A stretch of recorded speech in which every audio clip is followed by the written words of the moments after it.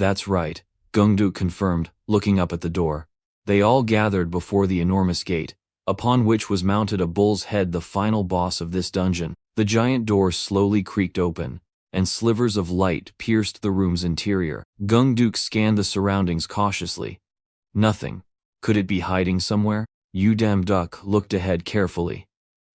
No, it's right in front of us. Flickering flames danced in the darkness as the great door gradually closed. Above, a bull with a crimson body stood between two torches. It bared its front teeth, a ring pierced through its nostrils, and its eyes glowed a fiery red. That's the master of this dungeon, Gungduk said, gritting his teeth as he faced the mad bull. The pressure is immense, just as expected. He glanced over at the support team. It probably won't attack first. We have time to devise a strategy and understand the characteristics of this place. A system notification panel appeared.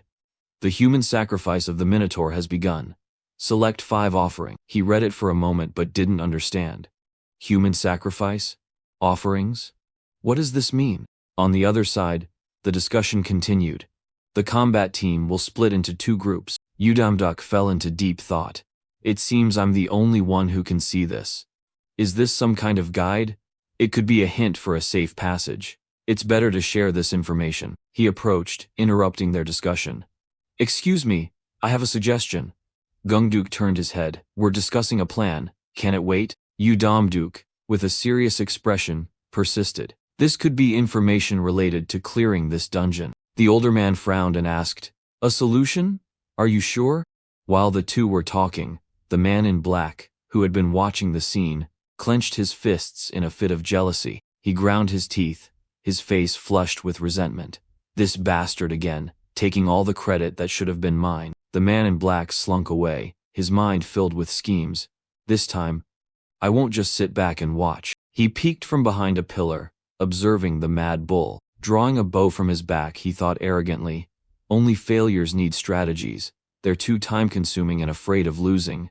I'm not listening to any of your orders. He aimed straight at the bull, his mind racing with a plot. I'll show you the power of a master archer. One shot is all it takes for all the glory to be mine. But after aiming and re-aiming, the man in black still wasn't sure. Damn it, I need to get closer to guarantee a hit. He slowly stepped towards a previously created barrier. Oblivious. A little closer, the man in black grinned. One more step. Gungduk was lost in thought. Beside him, Udamduk was startled by the sight, and hurriedly shouted to stop him. No, stop. The man in black ground his teeth and cursed. It's this bastard again. The foolish man still thought he was being clever. Like a dog trying to outsmart its master. I know you're just trying to hog all the glory for yourself. That boss standing there like an idiot is about to be taken down. He hastily raised his bow to shoot. By me. Udamduk wanted to rush forward, but it was too late. The fool had stepped into the barrier. The system immediately blared an alarm. You have entered the labyrinth boss's room. Offerings will now be chosen at random. The barrier shattered, and glass-like shards rained down. He stood there, stunned. What just happened? His entire body was enveloped in a blue light. Gungduk turned and said softly, Damduk, your body. Udamduk didn't notice his words, looking up in shock. The man in black panicked and cried for help. What's happening? Somebody save me! Seeing Gungduk rush in front of him, he hesitantly called out, Guildmaster. The older man furiously cursed him, his mouth running without a break. You idiot! Do you realize what you've just done? Seeing the tense situation, Udamduk interjected, I don't think this is the time to argue about who was right or wrong. Seeing the tense situation, Udamduk interjected. I don't think this is the time to argue about who was right or wrong. Udamduk and Gungduk had to grit their teeth to endure it, while the man in black was trapped in a pinkish-purple barrier. He sat there stunned for a moment before jumping up and pounding on the barrier, screaming hysterically. What is this? Let me out! Get me out of here! With each step the mad bull took, the floor crumbled. Gungduk was somewhat panicked by this sight. He didn't have to wait long. It sent him flying a great distance with a single blow. He scrambled up, pulled out his axes, and commanded, Spread out the formation. Don't panic. Everyone, stay calm. Gungduk brandished his 2 axes while directing the support team. We have to proceed with the strategy based on our current numbers. Choose your positions while I distract it. The Mad Bull swung its hand down, but Gungduk swiftly dodged. As it slammed its fist into the empty ground, he seized the opportunity to rush in and parry. "Ha!" Gungduk shouted, striking the bull with all his might. The support team cheered, thinking they were about to win. "The battle is going well, that's our leader for you." Those terrifying sounds. "We don't have a chance to get in there." Udamduk, watching intently, couldn't help but praise him. "A great hit. The guildmaster is on another level, isn't he?" Suddenly, his eyebrows furrowed. Gungduk's face darkened, and he muttered, "Damn it." He looked up at the Mad Bull, which was completely unfazed by his attack. "Are you kidding me?" Gungduk's face turned pale. "It feels like I'm hitting solid iron, not flesh and blood." Udamduk suddenly yelled a warning, "Watch out!" A powerful force shot towards Gungduk's face. His feet left the ground as he was sent flying. Gungduk tried to use the handles of his axes to break his momentum. Only then did he realize it wasn't that the bull couldn't dodge. It simply didn't need to. Gungduk clutched his injured arm. Just one light swing. He looked at the Mad Bull before him, calculating. One small mistake could be the end of me. Gungduk then shouted an order. "All units, deploy the encirclement formation." The support members moved swiftly to their positions, all in a defensive stance. "Listen to my command. Gather information while dodging its attacks. We must find its weakness." Udamduk assessed the situation from behind. His commands are decisive and clear. He truly is a veteran warrior when it comes to dungeons. He looked at the Mad Bull in front of him. But this seems to be the best approach for now. Udamduk watched the bull, which stood still, paying them no mind. It's not even bothering to charge us. It's as if distance doesn't matter to it. Sparks of lightning enveloped its muscular arm. He was stunned. As he realized, Udamduk recalled an image of the god Thor. It was exactly the same. "The power of Thor." Gungduk roared a command. "It looks like it's preparing to do something. Stop it." They all charged at the Mad Bull in unison. "An opening. This is our chance." Udamduk frantically tried to stop them. "No, it's too dangerous. I've seen." Before he could finish, Gungduk clashed directly with it. His face tensed. Damn it. Seeing its arm about to swing down, he thought, a fatal mistake. Udamduk lunged forward and kicked the Mad Bull in the face. He glanced back at it. The bull's head snapped to the side from the impact, its eyes blazing with fury. Udamduk was horrified when he saw that look. A burst of power erupted. Only now did he realize with horror, damn it, it's too late. The entire room exploded, sending everyone flying. A trembling hand touched the barrier. I can't believe it. The scene of the Mad Bull slaughtering everyone unfolded right before his eyes. The leader has been defeated. The members of the support team looked at the fool who was still frantically pounding on the barrier. Two support members were discussing. There's no way through this barrier. The other agreed it was incredibly difficult. Damn it, I've never heard of anything like this before. We have to support them before it's too late. The other seemed reluctant to go over. But how? Didn't you see how the leader was defeated? Going in there means dying like a dog. The two went back and forth arguing. Udamduk's hand emerged from the rubble. He cursed inwardly. Damn it, this Mad Bull. No matter how hard I try, I can't even scratch it. He collapsed onto the ground, refusing to accept his fate. Is my wretched life, which had just begun to show a glimmer of hope after gaining this talent, going to end so meaninglessly here? His hand accidentally touched something. Udamduk struggled to get up, a corner of his lip curling upwards. That's right, there are a few things I haven't tried yet. Udamduk smiled faintly and slowly stood up. Dying like this, I can't rest in peace. Through the dust cloud in front of the Mad Bull, a figure gradually emerged. He gripped his sword with determination. I won't give up and wait for death to come.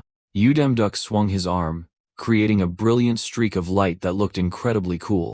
A murderous aura emanated from the bull's crimson eyes. The sword reflected his confident charge. Get ready. I'm not dying without a fight. The system interface appeared. Talent. Swordsmanship has been activated. Udamduk stood there, long sword in hand, facing the massive bull-headed monster. Through the thin layer of mist, only the bull monster's glowing red eyes were visible. It stood there, holding a large, long-handled axe. Meanwhile, Nam Gungduk lay on the ground, his clothes covered in dirt and his body riddled with injuries. He struggled to look into the distance, deep in thought. It's no use. My axe isn't strong enough to even leave a scratch on that bastard anymore. It's not something that can be defeated by someone who has just picked up a sword. I want to tell him to run, but I can't even speak. Nam Gung Duk spat out a mouthful of fresh blood that soaked his sleeve. It's all my fault. I'm sorry, young man. It's no use. My axe isn't strong enough to even leave a scratch on that bastard anymore. It's not something that can be defeated by someone who has just picked up a sword. I want to tell him to run, but I can't even speak. Nam Gung Duk spat out a mouthful of fresh blood that soaked his sleeve. It's all my fault. I'm sorry, young man. Suddenly, a flash of light cut through the darkness. Nam Gung Duk, his injured eye still bleeding, widened his other eye in astonishment. 3 black-robed figures wearing grotesque masks had their mouths agape in shock. The one at the front even raised both hands as if in surrender. The red-eyed bull monster's eyes widened in disbelief. Udamduk's feet moved swiftly across the tiled floor. The bull monster stood motionless as Udamduk dashed past it, appearing behind it in an instant. Kang! One of the bull monster's horns was severed, flying through the air and clattering to the ground. At first, it felt like a desperate gamble for Udamduk, his eyes fixed and steady. But the moment he gripped the sword, the monster let out a blood-curdling scream as blood spurted from its wound, golden sword lines now enveloping its body. Udamduk, sword in hand, stepped forward with his head lowered, his eyes darkening. I know for sure I can hurt it. His grip on the sword tightened, his eyes widening as he looked at it. This is the first time I've ever held a sword, yet it feels like a part of my own body. Udamduk became incredibly excited, a wide grin spreading across his face. Am I a sword genius? The bull-headed monster bared its teeth in fury, turning its head with one of its horns now severed. Crash! Its massive foot stomped on the shattered tiles, sending fragments flying everywhere. The monster's form lunged swiftly toward Udamduk's back. He glanced back at the bull-headed monster. It stretched its muscular arm forward, then suddenly froze, a sharp pain shooting through the limb. The Minotaur's massive arm slammed onto the floor. It was covered in a dense pattern of slashes from which fresh blood spurted, causing its face to twist in agony. The bullhead stood still, its fist still on the floor, having created a large crack in the white tiles. Its body was crisscrossed by countless intersecting golden lines, with a few long red streaks among them. Unseen, Udamduk had already moved behind the monster, sword in hand. Nam Gung Duk, still on the ground, stared with wide eyes and an open mouth, his face a mask of utter astonishment. 6 precise sword strikes in 1 second? No, it was 7. Even I couldn't keep up.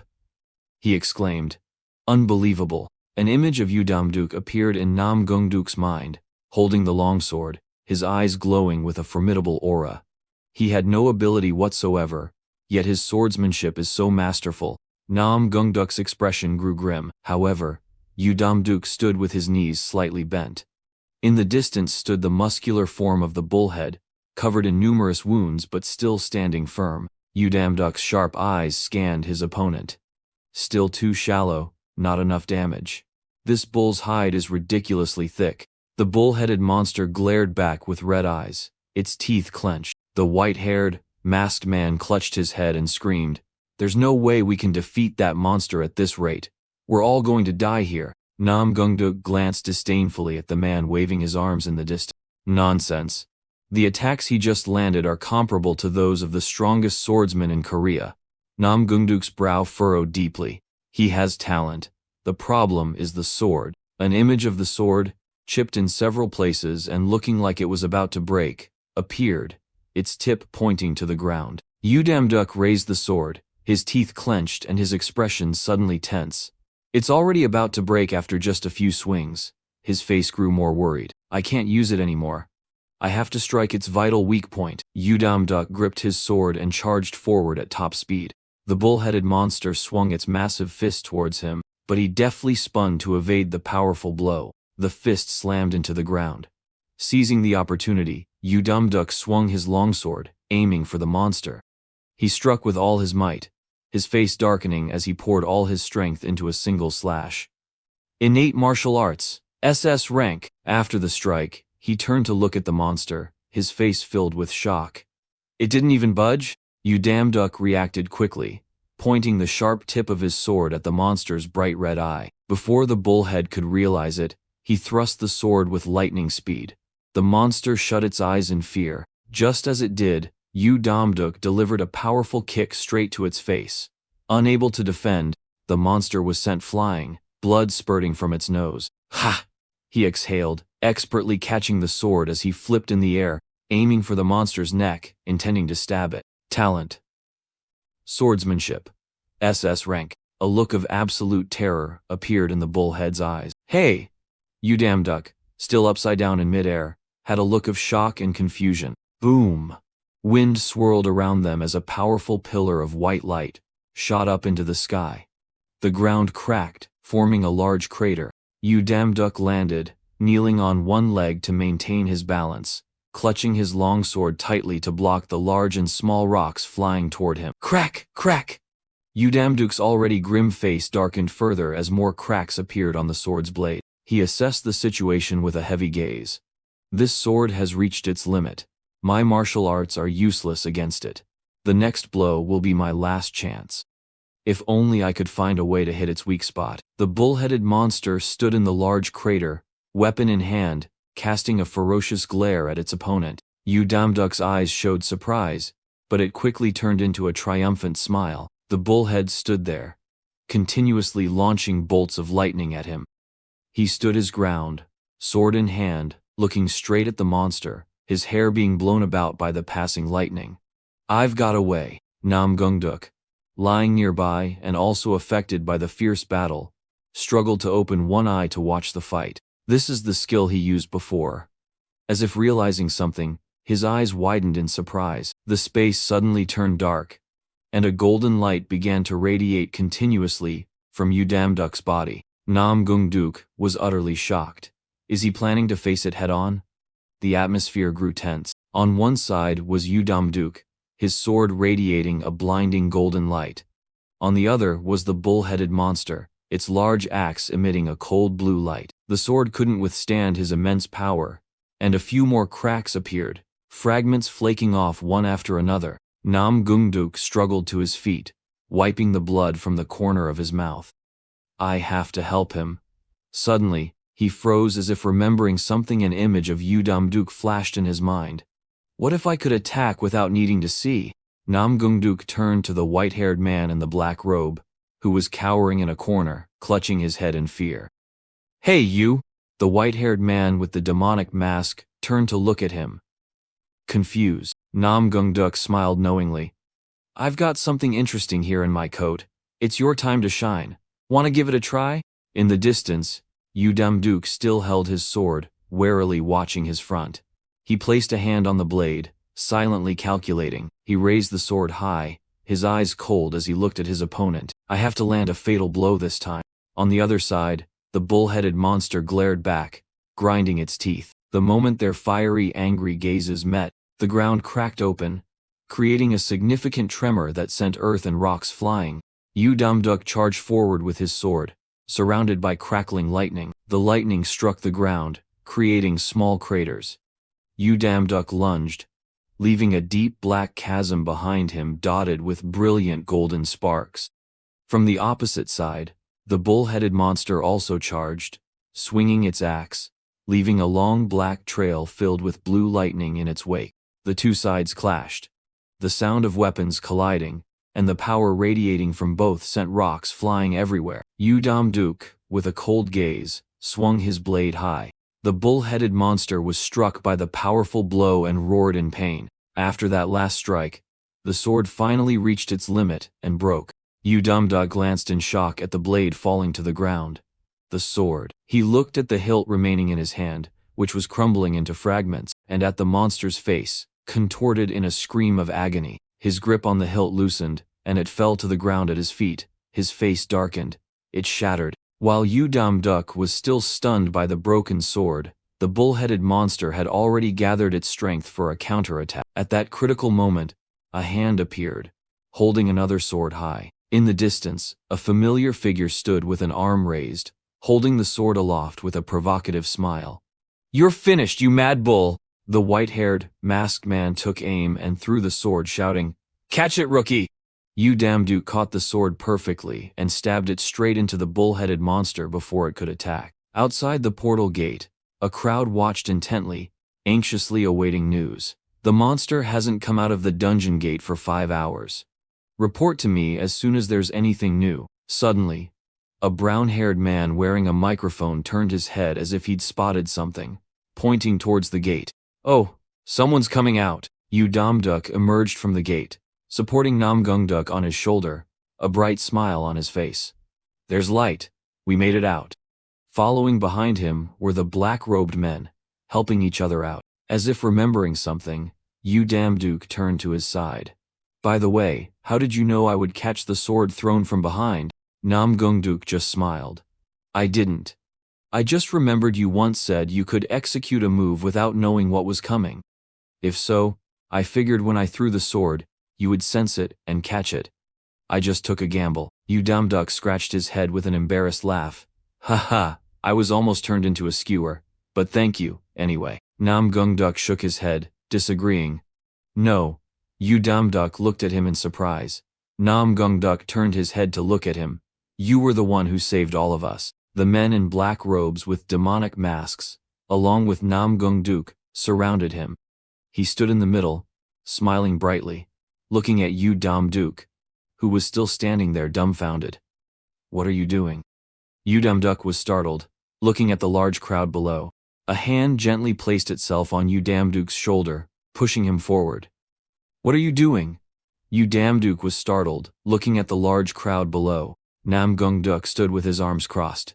"Everyone is waiting. As the one with the greatest contribution to clearing this dungeon, you should say something."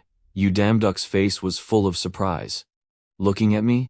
I'm the one with the greatest contribution?" Yu Damduke's face was full of surprise. "Looking at me? I'm the one with the greatest contribution?" Namgungduk smiled and nodded. Yu Damduke suddenly stopped, some dark memories resurfacing. "Me, who was looked down on my whole life for having no talent at all." In his memory, a middle-aged man in a black suit appeared, chin in hand, with a disdainful look and a slight smirk. Beside him, another man looked over with the same scornful expression, smiling contemptuously, one hand clenched into a fist. A small figure was bound by thousands of long, thick chains, its face screaming in agony. The image of him sitting silently, covering his face in helplessness. That's right, the me of today is different from the past. Yu Damduke's mouth trembled slightly, and he raised his hand into a fist. Below, thousands of people raised their hands, looking towards the gate where the group was standing, cheering loudly. In the quiet night, a large, tall building stood silently. Only a few rooms on its floors remained lit. In the hospital lobby, nurses were busy working at the counter. Opposite them, patients sat neatly on chairs, waiting for their turn. Yu Damduke gently pulled back the curtain in front of him to look at the person lying there. His tense face gradually relaxed. "Thank God. Mom is okay." Suddenly, a voice from a nearby TV caught his attention. "We have interviewed the person with the greatest contribution to clearing the dungeon that appeared in the middle of the city center." On the news, Yu Damduke's interview was playing. He looked confidently into the camera, smiling, as a reporter held a microphone towards him. "Please tell us about your methods and your feelings about what just happened. You handled it very quickly. Was it a life-threatening situation?" This was followed by a barrage of questions that flustered Yu Damduke. "Where are you from? What is your name?" "My name? I'm Yu Damduke." He was so flustered he started gesturing with his hands. But the reporter's questions didn't stop. "This is the first time I've heard that name. Do you belong to any guild? Is it true that your skills are both those of a swordsman and a fighter? Please tell us more." Yu Damduke was so overwhelmed by the reporter's questions that the smile on his face became awkward. "Slow down, one person at a time." Yu Damduke sighed wearily. He quickly adjusted his expression, lifted his head, and looked straight ahead. "My guild and where I come from are not important. Countless people have faced ups and downs, and I fought with my life on the line to protect someone I consider a treasure." Yu Damduke's clear declaration was broadcast on the news under the headline, "New Face of the Guilds." "Who is he?" The reporters quickly caught the main point. So you're saying your origin and guild affiliation don't matter? The Hunters Association's attitude after this dungeon incident has been described as quite cautious. Will the government directly criticize the Hunters Association for not handling this situation well? Udamduk's face flushed red. He quickly grabbed the remote and turned off the TV. So embarrassing, I can't watch anymore. A phone notification sound made him turn his head. They even managed to take a picture of this? On the cracked phone screen was a picture of him fighting the bull-headed monster with a descriptive article. They didn't even run away, they stayed to film. These tourists are really scary. Suddenly, Udamduk's eyes widened in shock. A large blue notification panel appeared before his eyes. Lowest rank divinity. Udamduk has gained fame points.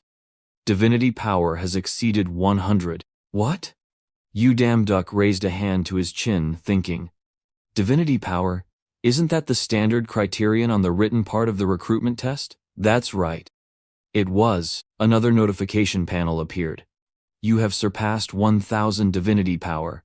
You will have the opportunity to unlock a new profession. Would you like to proceed? Udamduk reached out and tapped the rectangular box on the notification panel. Why even think about it? Open it immediately. After Udamduk pressed the button, another notification panel appeared. Security Manager of Hephaestus's Forge. Employer, Hephaestus. Requirements. Over 1,000 divinity power, novice experience. Warning. A rather stressful job lies ahead. Skimming the notification panel, Udamduk smiled with satisfaction. Oh, security manager, huh? Quite the hassle. He sat in a swivel chair in his room, stretching his arms and legs. I've been so tired lately. I just want to go home, rest, and prepare my work schedule for next week. Suddenly, another notification panel appeared in mid-air. Unlike the previous ones, this one was bright red, with a red triangle in the top right corner containing an exclamation mark. 3 gods are applying for this job. This is the last chance. Udamduk, astonished, grabbed the notification panel in front of him, pulling it closer. His eyes and mouth were wide open as if he feared he was seeing things. What? Without a moment's hesitation, he quickly pressed apply.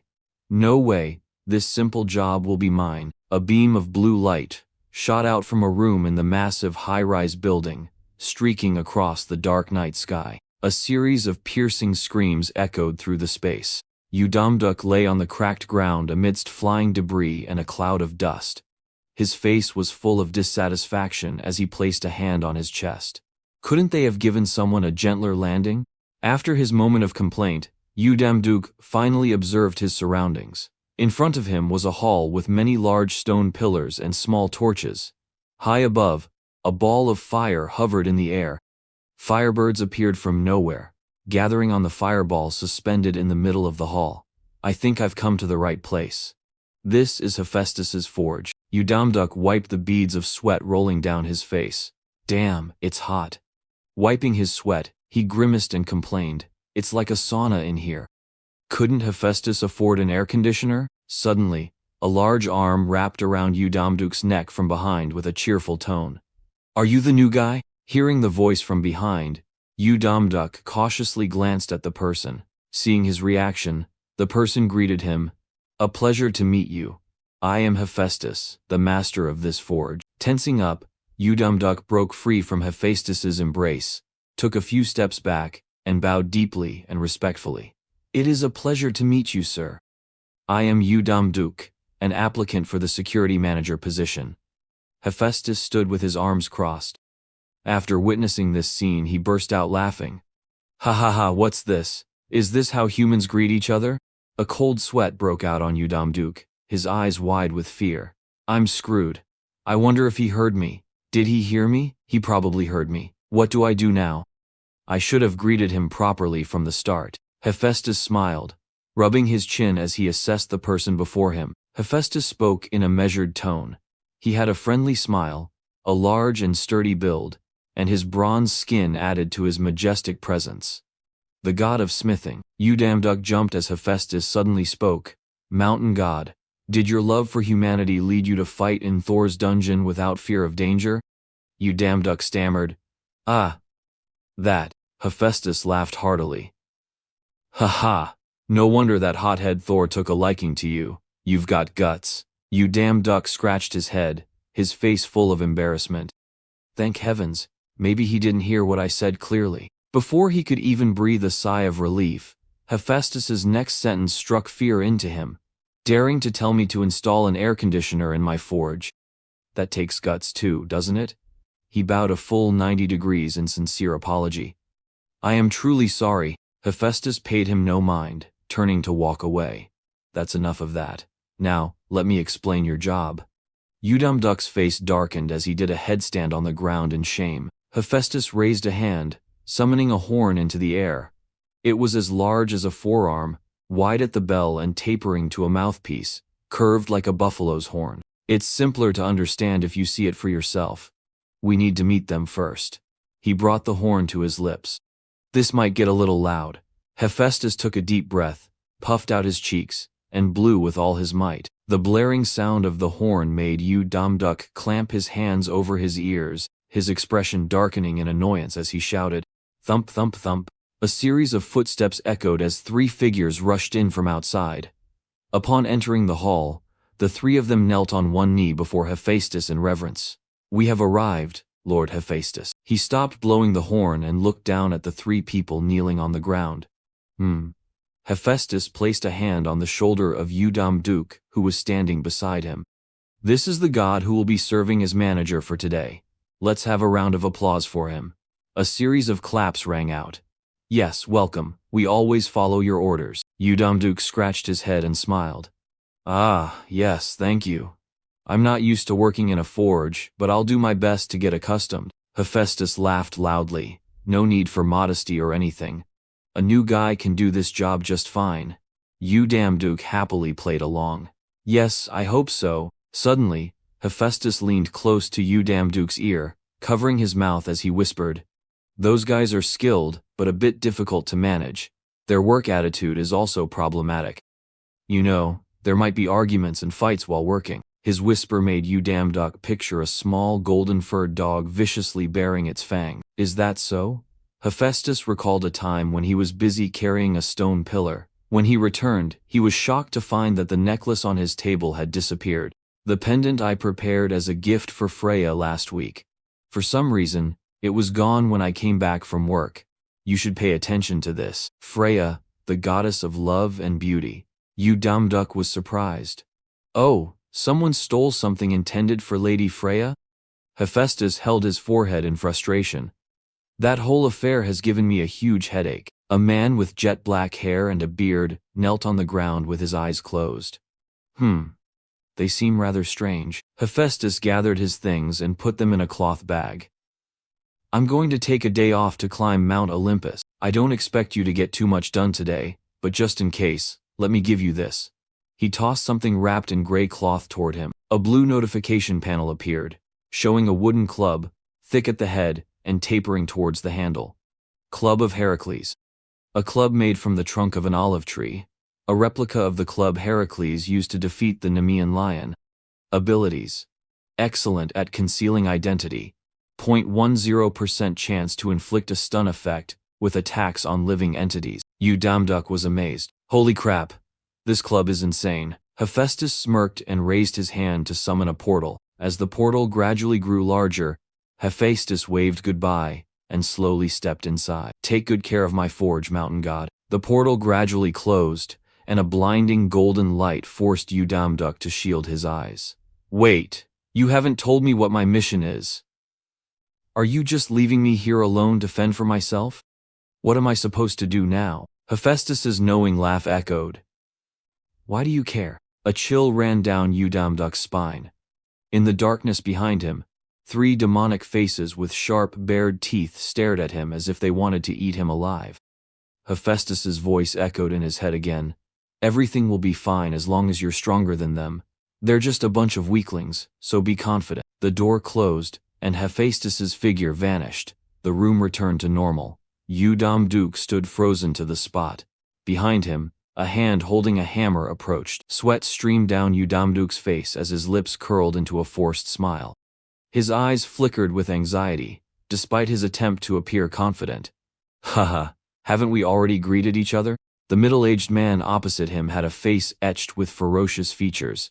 The dim light highlighted his stark white eyes. He glared, his thick eyebrows furrowed, his jaw clenched. The shadows covering one side of his face made him look even more threatening. Udamduk's eyes widened in astonishment. He was shocked as the image of receiving the club flashed back in his mind. So, he knew this would happen and still gave me the club of Heracles. Udamduk smiled confidently, his eyes glinting with mischief and defiance. He bowed his head slightly, his tone mocking. "Ha ha, why don't you dwarves calm down a bit?"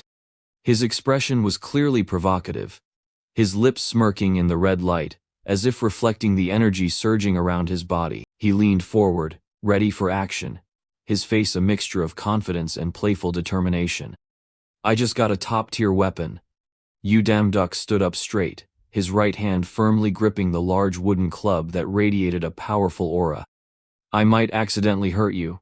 He casually stuck his other hand in his pocket, ready for a fight. He tilted his head slightly, a single drop of sweat tracing the line of his tense jaw. His eyes narrowed. Opposite him, a rough hand with gnarled knuckles slowly brought a glowing red cigar to its lips. The bearded dwarf's eyes glowed blood red in the thick darkness, the deep wrinkles on his forehead cold and emotionless. From the dim shadows, a voice grumbled, "What have you been doing all this time?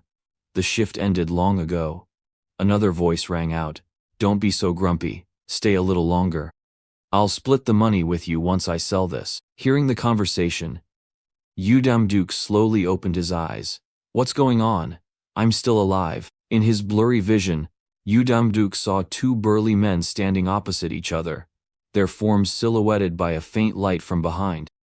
The red-haired man with a bandana on his head was staring intently at a strange object being presented by the other, his eyes filled with curiosity. "What's this?"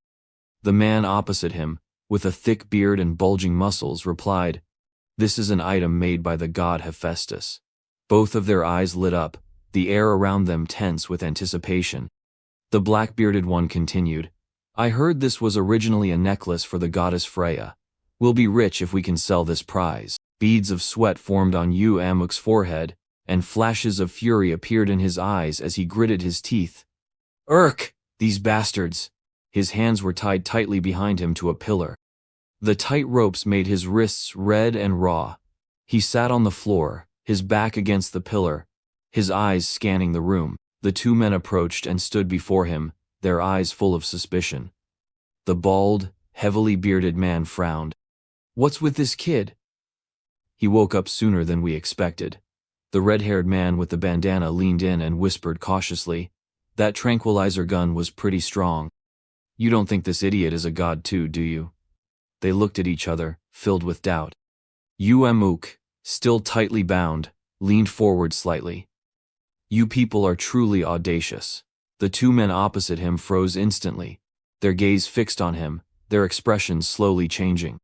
The red-bearded man gripped his gun, his face tense, while the bald one standing next to him felt a sudden wave of unease. The atmosphere abruptly turned a suffocating shade of red. "Do you really think you'll be safe after daring to do this to one of the 12 main gods of Olympus, right inside his own forge?" Uk's eyes blazed in the crimson darkness. His body was still bound, but his presence made the entire space tremble. The two men facing him turned pale. The bald one was stunned, and the red-bearded one stammered and trembled. This is my final offer." Uk's voice dropped, sharp as a razor's edge. "Untie me and end this before it gets worse." The space seemed to hold its breath. The two men looked at each other, sweat pouring down their faces, trying to appear calm, but their trembling arms betrayed them. Suddenly, the two men burst out laughing, the sound echoing throughout the room, stretching on as if they had just heard the funniest thing in their lives. One of them clutched his stomach, tears welling up in his eyes from laughing so hard. "Keh." The other threw his head back, his hair flying wildly. "Ha ha ha ha ha." The air grew taut, caught between the crazed laughter and a threat that had just been utterly dismissed. Amuk's eyes widened in astonishment. The men spoke with contempt. "You think mentioning Hephaestus will scare us? If we were afraid, we wouldn't have dared to do this in the first place." Keh. From behind him, another accomplice leaned out from between the racks and forging tools, and called out softly, "Brothers, we've got all the valuable stuff. Get ready to leave, quick." Amidst the darkness and large stone pillars, the two men replied, "Yeah, got it. We'll give this punk another dose of tranquilizer and catch up with you guys." While they were distracted, Uk slowly moved, pulling a small knife hidden in his sleeve, and began cutting the ropes himself. When the other accomplice had left, the red-bearded man with the bandana and the bald, black-bearded man turned back to look at Uk. Seeing him with his head bowed, staring at the floor, the man beside him grew even more smug. "I didn't think it would be this easy either." Uk kept his head down, his eyes darkening as his mouth curved into a slight smirk. "You're going to regret this." The burly, bearded man in front of him showed no fear, staring at him with cold eyes. The two men laughed again, the red-bearded one with the bandana adding mockingly, "Boo-hoo. Fake crying. We're going to regret this." The bald, black-bearded man burst into loud laughter, tears streaming down his face. "Keh. Your impression is spot on. Keh." Uk's smile widened, his expression now full of menace. "You are truly audacious." Behind him, the ropes finally came loose. Uk drew his wooden mace, gripping it tightly. "I told you." The red-bearded man and the bald man stared at him, dumbfounded. Before they could react, Uk dashed forward, swinging the mace and sending them flying. He roared in fury, "You're going to regret this, you bastards!" After venting his anger, Uk tied up the two men, who were now bruised, unconscious, and with their eyes rolled back. To ensure they couldn't escape, he wrapped them in multiple layers of rope. When he was done, he looked at his handiwork with satisfaction. "This should do it." Uk straightened up, dusting off his hands. "You're the ones who forced me to use violence." He looked smugly at the trembling men before him, thinking to himself, "These guys are pathetic." He slipped the dagger back into his sleeve, sighing in relief. "It was a good thing I asked for this from Lady Doa." As he thought of her, an image of Dua gently pulling down her hood and advising him came to mind. "It's best if you carry a blade with you." Uk silently thanked her. "Good thing I remembered her words. I have to thank her next time." Suddenly, he turned his head in surprise. Near the hands of the two tied-up men, something was sparkling with a pinkish light. It was a pair of hands pouring shimmering metal blocks out of a chest. A shirtless, bald man placed one hand on the chest full of sparkling platinum-colored blocks, cupped his other hand around his mouth, and tilted his head back to yell, "Boss, we're done loading the minerals." After his call, reports came from other areas. "We've also taken all the armor. This side is done too." The boss sat pensively, a cigar in his mouth and his arms crossed over his chest. "Good." Suddenly, a man with a blonde beard shouted, "Let's move out, everyone." Two bald men, who were drooling greedily at the platinum-glowing minerals, were snapped back to attention. "Hey, you drooling idiots, focus!" When the others had gathered, the blonde-bearded man pointed towards a man standing on a platform. "Our boss, Red Fist, has something to say." Following the direction of the blonde-bearded man's finger was a man in a white shirt. His fists were clenched, and his powerful body exuded an imposing authority as he looked down upon the subordinates of the god Hephaestus, the leader of the dwarves. The man with the black bandana, holding a cigarette, turned to the crowd. "Everyone listen up!" Red Fist stood on the high platform, looking down at his underlings who were all looking up at him. He announced in a clear, resonant voice, "My brothers, we are the tribe blessed with the spirits of the fiery mountain." In an unnoticed corner, a hand and a tuft of hair slowly emerged, completely different from everyone else around. Hiding behind a chest of ore at the back of the crowd, Uk listened as Red Fist's speech continued. "The most talented miners and the bravest warriors," Red Fist roared with passion, emphasizing, "We work for rewards, but our pride is in our craft. But have we ever been respected?" His inspiring words moved the crowd below. Everyone was so touched that tears streamed down their cheeks. Red Fist's eyes darkened, his expression turning fierce as he held the cigar between his teeth. "The master of this place, the god Hephaestus, has shamed us today. Let us repay the humiliations we have suffered in the past. Revenge on Hephaestus." Red Fist raised a clenched fist to the sky, and the crowd below followed in unison. Revenge on Hephaestus. Revenge on that god. Hiding behind the chest, Uk heard everything, his expression grim. What's the deal with this bald army? There are as many of them as ants. He began to worry, sweat beading on his forehead. Damn it, what do I do? He accidentally bumped the lid of the chest in front of him. The lid slammed shut with a loud bang. The space fell silent. Every single fierce gaze turned towards Uk. Ha ha, a fine new day to you all. Hostile glares bore into him. Every single dwarf raised the gun in their hands, causing a cold sweat to soak Uk's back in a wave of anxiety. A volley of gunfire erupted, and Uk scrambled behind a pillar for cover. Crouching down and clutching his head behind the stone column, he thought, what kind of dwarves just open fire like that? A chaotic storm of bullets whizzed past, kicking up clouds of smoke and dust. The dwarves, gripping their guns tightly, yelled angrily in his direction. Who called us gummy candies? Their eyes blazed with fury, their faces contorted by the earlier humiliation. Red Fist stepped forward arrogantly as the dwarves aimed their weapons at the pillar where Uk was hiding. So, you managed to escape the guards. The bald dwarf standing nearby bowed his head and reported, It seems the guards have been defeated, boss. Red Fist tilted his head back, taking a long drag from his cigar. Through the rising smoke, he declared, Hey, low-level god. From now on, we're going to clean this place out. Hiding behind the pillar, Uk flinched. He peered out anxiously. Red Fist then made an offer. But our grudge is only with Hephaestus. It has nothing to do with you. I assume you don't want to die, so I'll give you a choice. Taking another puff of his cigar, he continued. 1. Help us take everything in this place and become our brother. 2. Go back where you came from and pretend none of this ever happened. Uk's eyes darted back and forth as he silently weighed his options. Red Fist added a threat. You'd better consider carefully. You wouldn't make a stupid choice over a few measly coins, would you? Low-level god. Uk clenched his fists. He calculated that if he ran away now, his reputation would plummet. Images of two gods slowly materialized in his mind. The god of the forge, Hephaestus, appeared with a look of contempt. He calls himself a mountain god but is all talk. The god, though, appeared with a look of disappointment. Mountain god, I was mistaken about you. His eyes widened in a trance, not daring to imagine any further.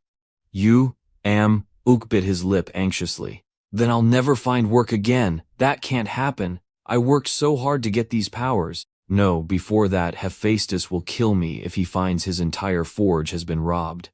Uk shuddered at the thought. He could only picture Hephaestus tying him up with thick ropes and gagging him. He would lie there, his eyes wide with terror. Hephaestus would grip his head with a pair of iron tongs in one hand and hold a hammer in the other. His eyes dark. I've run out of iron to forge. You'll have to be the substitute. Snapping out of his imagination, Uk glanced back at the dwarves. Red Fist was sitting on the lid of a chest, leisurely smoking his cigar, one arm resting on the open crate of minerals. He was flanked by two underlings. The blonde-bearded one was tilting his head back, blowing smoke at the ceiling, while the one with the black beard and bandana was pointing at him impatiently. Uk was still torn between his choices. Fight them, or be killed by the god Hephaestus. Tears welled up in Uk's eyes. Damn it, I thought this was a great part-time job. What the hell is happening? He gave a bitter smirk. The world is so cruel to me. Red Fist raised an eyebrow, leisurely smoking his cigar, the smoke swirling around his face. He waited for an answer. Seeing Uk with both hands raised high, the mace also held up as a sign of sincerity, stepping out from behind the bullet-riddled pillar, Red Fist looked pleased. All right. You've made a very smart decision, he then added, low-level god. Uk's face twisted in annoyance. He keeps calling me low-level god this and that, it's so irritating. Suddenly, he spoke up, startling Red Fist who had been watching him. Excuse me, I want to ask something. Aren't you an assistant to the god of the forge? Uk stood below, looking up at Red Fist, questioning him word by word. Why are you going this far? If the god Hephaestus finds out, do you think he'll let it slide? He lowered his voice. Although I'm not sure. Seeing no reaction from Redfist, he continued. One of the 12 main gods of Olympus, the supreme god of the forge Hephaestus. Don't you know what will happen if he gets angry? He thought for a moment, then added, I don't really know either. Sensing the bald dwarves murmuring amongst themselves, Ook pressed on with his threat. He'll burn you alive in his furnace, and throw your bones to the three-headed dog, Cerberus, in hell to gnaw on. Pausing for a moment, he added in a small voice, or not. Ook suddenly raised his voice, his expression becoming fierce and angry. You bastard! Are you really not afraid of a god's punishment? Bang! A gunshot exploded right next to his ear, making him freeze. A bullet grazed the 2 fingers he was pointing forward, punched a round hole in his collar, and embedded itself in the wall behind him. The blonde-bearded subordinate, a cigarette hanging from his lips, aimed the still-smoking black muzzle of his gun at Ook. Shut your mouth, you dog! How dare you spew such nonsense? You don't deserve to be spared. Ook shrank back, holding his cheek, his eyes welling with tears as he trembled. The blonde-bearded dwarf raised his gun again, preparing to aim. I'll kill you right now, you little brat. As Ook frantically scrambled to dodge the bullets he fired, Redfist's voice cut through the chaos. Wait! The blonde-bearded dwarf looked back, annoyed. Boss? He saw Redfist angrily striding towards Ook. He's talked enough nonsense. I can't let this go on. You just called that person the supreme god of the forge, Hephaestus's. Ook collapsed onto the ground, a few bullet dents in the floor at his feet, panting from exhaustion. Redfist furiously advanced on him. You don't know anything, low-level god. He gritted his teeth, the red tip of his cigar glowing brightly against his black beard. I'll make this clear to you one last time before I turn you into worm food. The works of Hephaestus are nothing but trash. Sitting on the floor, Ook's eyes went wide.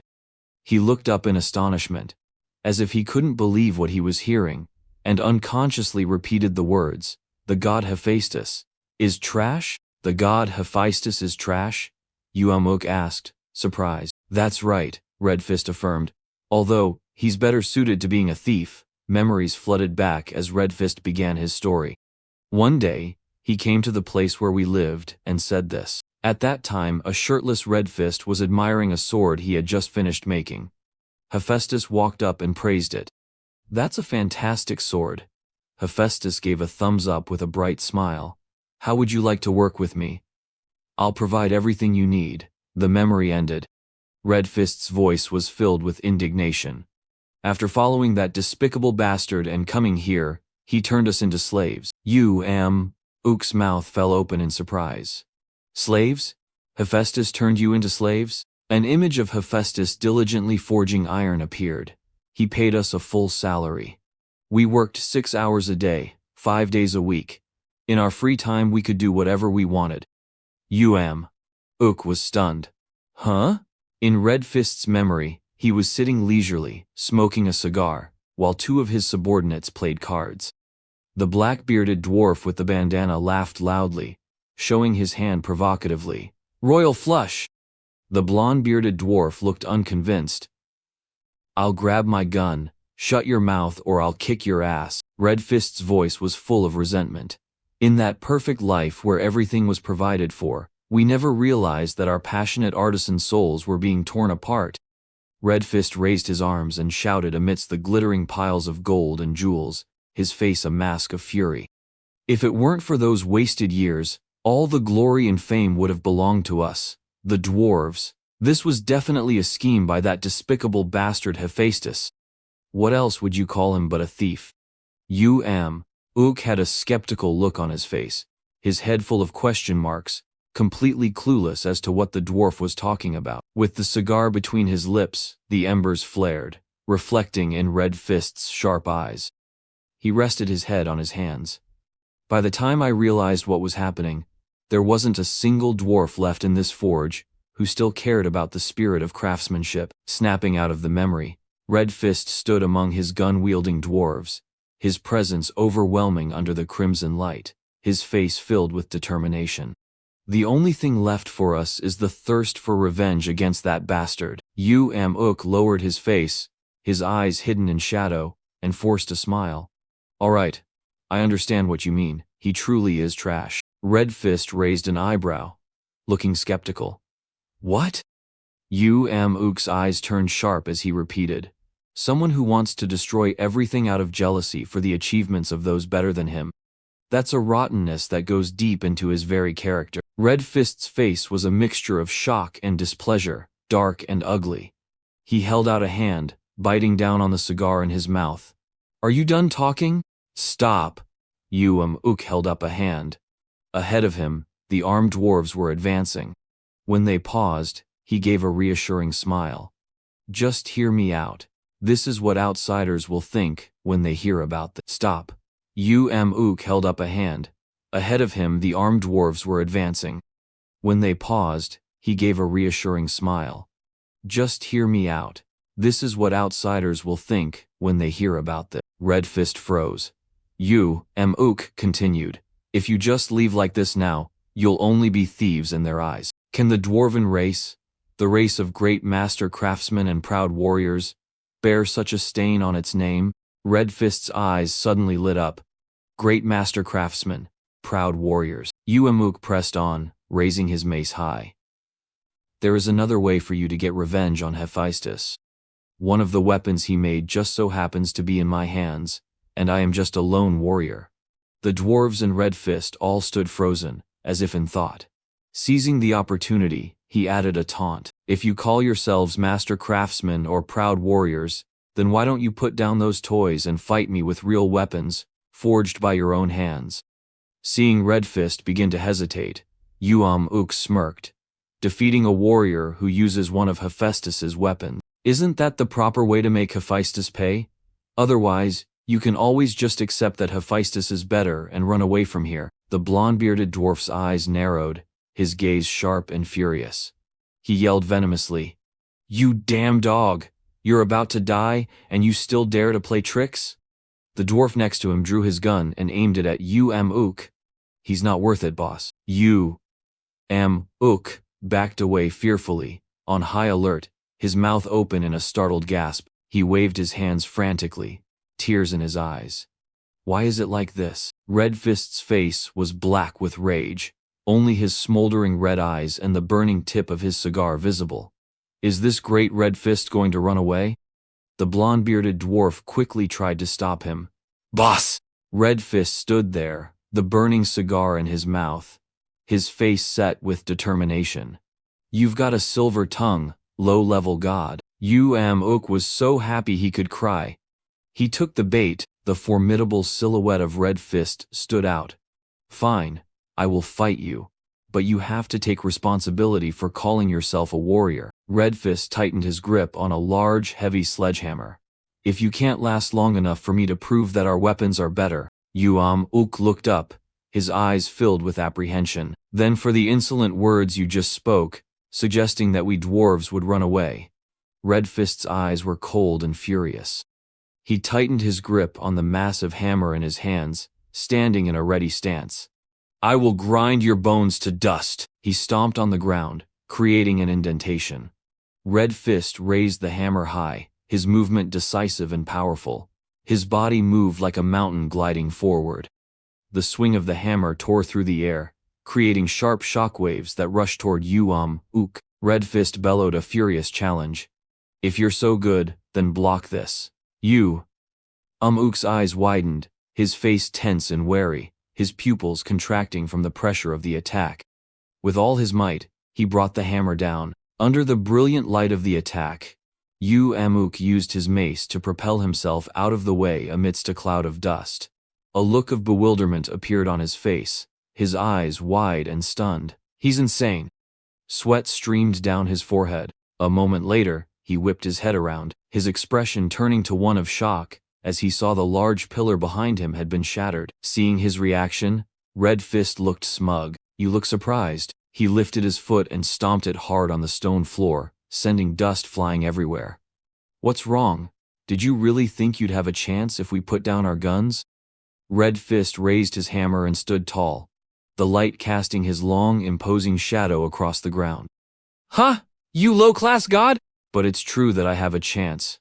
You am, Ook retorted, causing Red Fist's eyes to widen in bewilderment. A slight smile played on Ook's lips, as if he had already predicted this.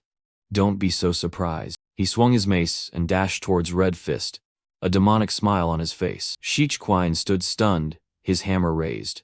Only when Ook was about to strike did he react. Nonsense, he roared, swinging the hammer in his hands. The hammer slammed into the floor, sending rock and debris flying everywhere. Ook's lips curled into a mocking smirk. Where are you looking? That's just my afterimage.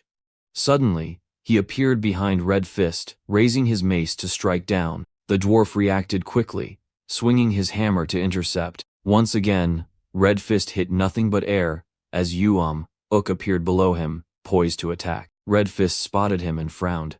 Not bad. Ook smiled. It's too early to be surprised, as if things hadn't even truly begun. He swung his mace hard at Red Fist. Boss! The blonde-bearded dwarf cried out. Next to him, the dwarf with the black bandana was also stunned. Ook was shocked to see a clear footprint on his shoulder. Red Fist grinned smugly. I told you it was nonsense. Ook was knocked back, and in an instant, a distance opened between them. He stood up straight, confidently pointing his mace forward. That's the first time I've been kicked by someone wearing shoes. It hurt quite a bit, but you're not bad either. Red Fist gripped his large hammer tightly. You smooth talker. It's true your fighting stance is a bit strange, he smiled. It would be better if you knew your own capabilities, little swordsman. Ook was surprised. You knew just by looking at my stance? Even a fool would know. He glanced at the boy. I've never in my life seen someone use a weapon as well as you do. In Red Fist's eyes, Ook stood in the deep crimson darkness, his silhouette hazy but full of presence, with a fearsome gaze. Your sword aura is anything but ordinary, it's even giving me goosebumps. Red Fist grew excited, reaching up to tear off the already ripped part of his shirt. How long has it been since my heart beat this fast? Who knew I'd meet an equal, perhaps even someone stronger than me, here? His two underlings stood frozen, unable to believe what they were seeing.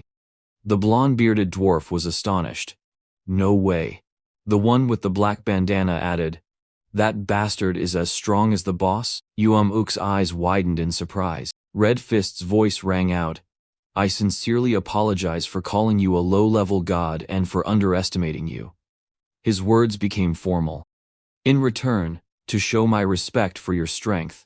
The torn piece of cloth fell to the ground as a red aura enveloped Red Fist. He held his hammer with grim purpose.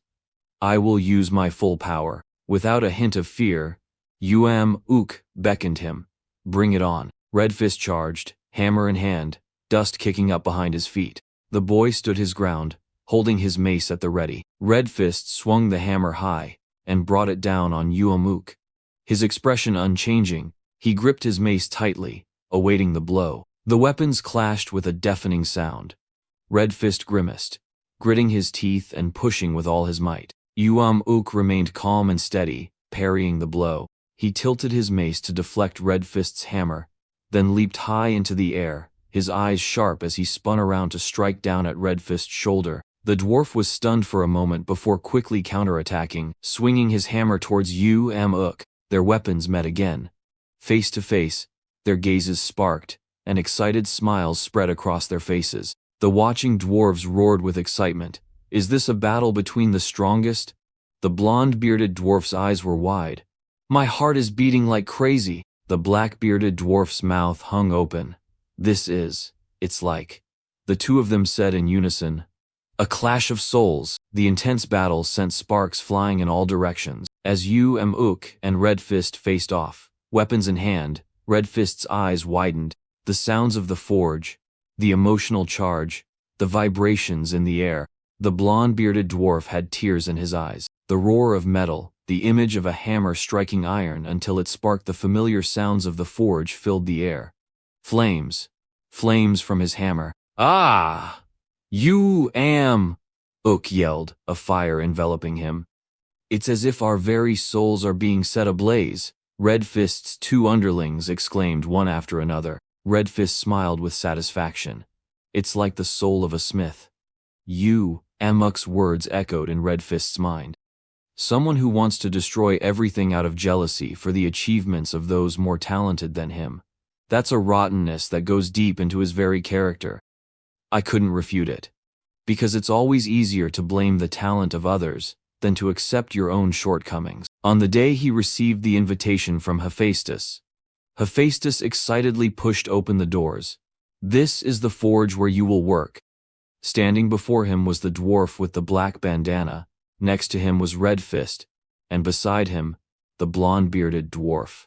The eyes of all three were filled with astonishment and joy. The deep emotions and grand ambitions we felt. We were like frogs in a well, finally seeing the outside world. Red Fist, with a burlap sack on his back, stared in awe at a glittering, gem-encrusted sword laid upon a red cloth. It only served to make us more aware of our own shortcomings. Red Fist wept in anguish, wiping tears as he polished the plain steel swords scattered about the dark space. What a pathetic story. Everything that happened after leaving that place, fragmented images, his wrongdoings, slowly flooded his mind. It was all a waste of time. As the memory ended, the hammer in Red Fist's hand was sent flying by Amuk's blow, clattering to the ground. He was filled with regret, tears streaming down his face. Is this truly my own failure? Red Fist stood motionless, a contented smile on his face as he closed his eyes, awaiting the final blow from Amuk's mace. A blinding yellow light flared in front of Red Fist, as if to swallow him whole. A large hand gently stopped the mace. The god of the forge, Hephaestus, appeared between them, his hand blocking Amuk's mace as it neared Red Fist's eyes. He roared, "Stop this at once!" Amuk looked up in surprise and questioned him. "I haven't been gone for long, and everything's already in chaos," Hephaestus chastised. Red Fist stood silently, sweat beginning to trickle down his face. "I thought I'd walked into the wrong house." Hephaestus's face was dark as he looked at the two of them, his voice low and threatening. "I would very much like to hear your report on what has been going on here." The aftermath of the battle had left the area in a disastrous state of ruin. He continued his criticism. "I know you two were fighting, but just look at the mess you've made." Hephaestus rubbed his chin, then lowered his voice, his tone serious. "But that's enough of that." He now looked towards the silver ingots scattered on the ground and demanded, "Explain that." The immense pressure radiating from Hephaestus bore down on them, and sweat poured from Red Fist. In that same threatening voice, he asked, "Let's hear it. What happened?" Red Fist was completely broken, ready to accept any punishment. To prevent the other dwarves from being punished, he quickly knelt before the forge god and accepted all the blame. "I caused this myself. My tribe had nothing to do with it." This sudden action surprised the group of dwarves, as it was different from what they had planned. Cries of "Leader!" and "Boss!" erupted. The god of the forge also sensed something was amiss. He frowned and looked down, asking, "You caused this yourself? May I know the reason?" In his mind, Red Fist was overwhelmed. "I understand I may be punished for this mistaken decision. However, the people of my tribe are guilty of nothing more than placing their faith in a useless leader." He thought of the adoring gazes of his tribesmen, who looked at him as if he were the light of truth. Just as Red Fist was about to confess, "I was preparing to rob the forge," before he could finish, Amuk stepped forward to stop him. He gently patted Red Fist's shoulder and took all the blame himself. Amuk strode forward, scratching his head in embarrassment, a protagonist's aura radiating from him. "I made him do it." "Haha, sorry for the mess." This act left the kneeling Red Fist utterly astonished, his mouth hanging open. So there are still good people in this world. But he still muttered his usual insult. "You low-level god, what are you talking about?" Amuk paid no mind to the others behind him. He continued, "The dwarven leader was just following my orders." This excuse greatly surprised the god of the forge. He scoffed condescendingly and asked, "You, even after I trusted you with the protection of my forge? Give me an explanation." The god's powerful presence made the boy tense up. Well.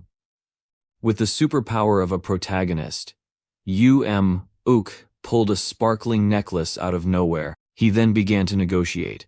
For now, please take a look at this first. The forge god was stunned when he saw it, recognizing it immediately. The boy then returned the necklace, and the god's excited mood returned. You found it. Yuamuk maintained a casual attitude. I remember you said you had lost it. Seeing this, Red Fist was terrified. That's definitely the necklace I gave to the guards. The more overwhelmed he felt, the more his spirit crumbled. If that kid says he found the necklace on them, then I won't be the only one punished. The forge god's questioning voice rang out. But where did you find it? I looked everywhere and couldn't see it. The boy explained awkwardly. He. Before he could even finish his answer, Leader Red Fist was certain their end had come. Who would have thought the boy would reply, Leader Red Fist helped me look for it. Since the guard duty gave me a lot of free time, I asked him to take out all the items from the storage to check. His build is quite small, so after searching every nook and cranny, he found it. This answer left everyone who heard it completely dumbfounded. Ook maintained his nonchalant tone and looked back at the still kneeling dwarf. Isn't that right? He asked. Red Fist was still at a loss for words. The forge god, Hephaestus, was also a bit suspicious and contemplative. The god's attitude made the air tense and suffocating. Suddenly, Hephaestus burst out laughing, easing the tension. Haha, well, regardless, you helped me watch the forge and even found my necklace. I couldn't ask for more. As if a great weight had been lifted, Ook sighed in relief. I'm very glad. The forge god approached and gently touched his shoulder, his voice filled with joy. Ook, you're a good kid. Hephaestus kept his radiant smile and encouraged him. Now I see why Thor likes you. Receiving the compliment, the boy became shy. Then, he turned towards Red Fist and his hammer. His next action took Red Fist by surprise. To everyone's astonishment, Hephaestus continued to praise the dwarf. I was worried you all would lose your motivation and neglect your duties as smiths, but I suppose this is no longer necessary. With that, the god raised the hammer high, and a brilliant aura shone from it like a constellation of stars. He continued his introduction. The sound of it clashing with the HQ Queen Mace echoed all the way to Mount Olympus, yet it doesn't have a single scratch. Hephaestus handed the hammer back to Red Fist. The god affirmed, it hasn't just remained intact, it has become. The god's majesty took Red Fist from one surprise to another. His emotions were on a free fall. The god's voice would forever be etched in his memory. A weapon even more formidable than before. As if a sensitive spot had been touched, tears streamed down Red Fist's face.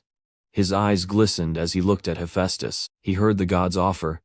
I look forward to the sound of your hammer. Let's continue working together. Red Fist was deeply moved. Yes, my lord. Then the god turned back to Ook, a sparkling aura radiating from him. Furthermore, Mountain God. His voice rang out, making the boy a little timid. From the swirling portal, he said radiantly, as expected, I was right to entrust this job to you. Not only did you handle your duties well, but you also helped me find my necklace. Then, from within the teleportation gate, Hephaestus pulled out a mysterious box, a blessing bestowed as a reward. Here, take this, the god said, throwing a friendly arm around Ook's shoulders. That's just how we roll, my man. Since you performed even better than I expected, please accept this gift as a token of my gratitude. When Ook saw the gift before him, he started drooling all over the place. His eyes sparkled as he stared at the present, his heart soaring with joy. This is insane. Is this reward the same as one for completing an SS rank mission? I thought my only payment was the mace, but what is this? Gleefully, he quickly took the gift before it could be taken back. He replied enthusiastically, it would be rude to refuse. He couldn't stop grinning from ear to ear, so I will happily accept it. Thank you so much. However, as soon as he opened the box's lid, the smile on his face vanished. Huh? He now realized what was in the box. Isn't this just a tiny monster? Seeing his slight disappointment, the forge god quickly explained. You fool, take a closer look. Ook still looked dejectedly at the gift. It's a baby fox. It's cute, but giving me a pet is a bit. The god Hephaestus held the white fox, a condescending smirk on his face as he looked at the boy. So you don't want it? Then, The forge god whispered some ancient words to the fox. The incantation made the fox understand, and it instantly transformed into a sparkling, powerful silver sword. While Uamuk was still trying to grasp the situation, the forge god sighed with feigned regret. What a shame. Why wouldn't you want something like this? Uamuk was still confused. He stammered, It can transform into a sword? Hephaestus broke into a sly grin, his eyes narrowing mischievously. Not just a sword, you know. He went on to explain the fox's abilities. Be it a sword, a scythe, or a spear, this is the very essence of weaponry. It can transform into any weapon in the universe, as long as it's the same size as this little guy. In other words, this fellow is as precious as a goddess's treasure. After the grand transformation and introduction, the fox let out a cue and returned to Hephaestus's arm. The forge god once again put on a mocking smile, and the fox joined in with a snooty laugh of its own. It's that amazing, but what a pity, eh? Without another word, the god turned to leave, the fox even waving a tiny paw goodbye. Since you don't need it, I can't force you. I guess I'll give it to the dwarves then. Having seen the fox's true value, Uamuk changed his tune in an instant. He rushed over to the forge god, his voice dripping with flattery. How could I possibly refuse a gift from a god? Hephaestus, having known this would happen, wasn't very surprised. Didn't you just say you didn't need it?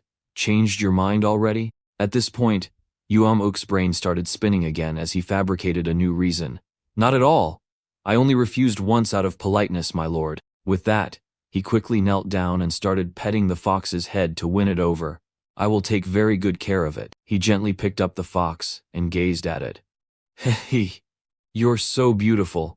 The more he looked at the white fox, the more mesmerized he became. Since you're white and so soft. All right, from now on I'll call you Snow White. The fox seemed to love the name and joyfully licked his face.